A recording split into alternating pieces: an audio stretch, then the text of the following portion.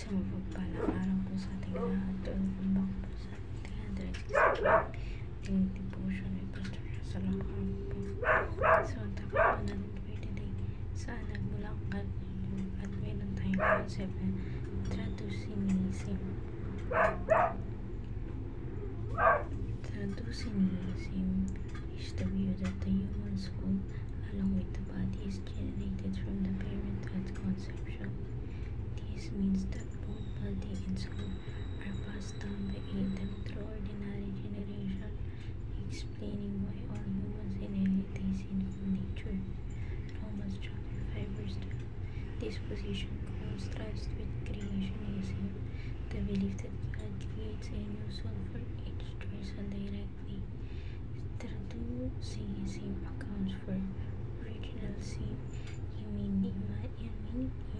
solitary in Adam.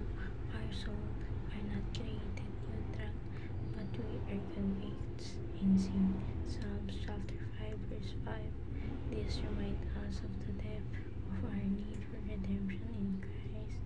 The second Adam who alone can give us new life.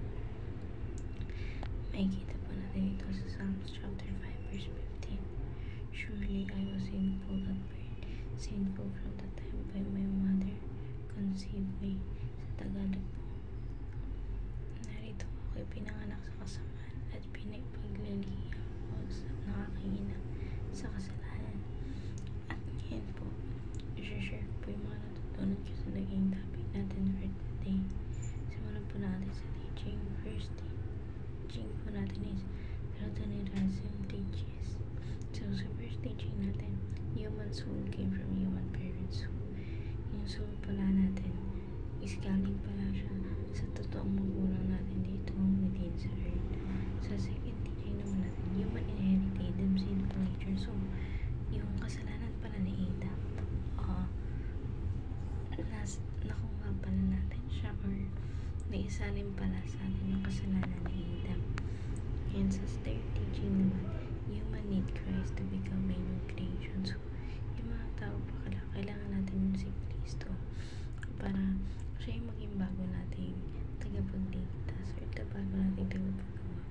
Sa ating application naman, first application, admit that the sin that we sin by choose and by nature. So, aminin natin sa sarili natin na yung kasalanan natin ay nagugustuhan natin or gusto natin at kailangan natin.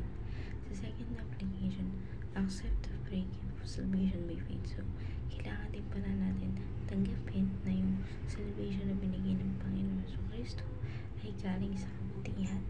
So, ngayon naman sa ating discussion, why is it important to understand that we inherit sin from Adam? Ay, sa third application pala natin ay abide in Christ and live by God's grace. So, mabuhay pala tayo ng naayon sa gusto ng Diyos. At syempre, yun sa may kabutihan ng Diyos. At sa ating discussion, why is it important to understand we inherit sin from Adam and the sin by choice and by nature? So, napaka-importante nun kasi sa mga bagay na nalalaman natin na yung kasalanan natin is by choice. And kahit na isinalin siya sa atin, nagagawa pa rin natin yung mga kasalanan dahil sa pamamagitan nun. And sa ating alternative question, what have you learned from this devotion? So, natutunan ko sa devotion natin ngayon na mas lalong tingnan yung kasalanan kasi by soul na pala siya. So, ngayon, ang kailangan ko na lang gawin is layuan yung mga kasalanan. And how can you practically apply devotion? So, may apply ko sa sarili ko devotion na